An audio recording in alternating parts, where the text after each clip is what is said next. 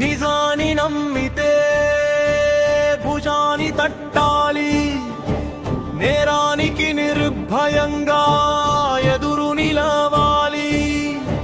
నేడైన రేపైనా యువతే రావాలి, చీడను వదిలించే ప్రచండ ప్రభంజనమై,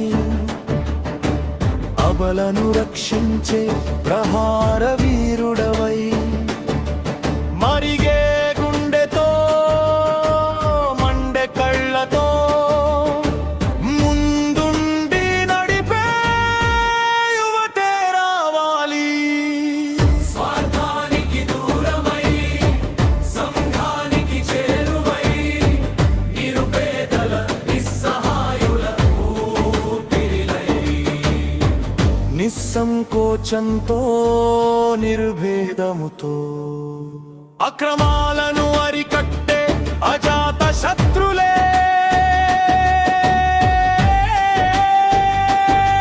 పదవీ కాంక్షను పరిత్యజించే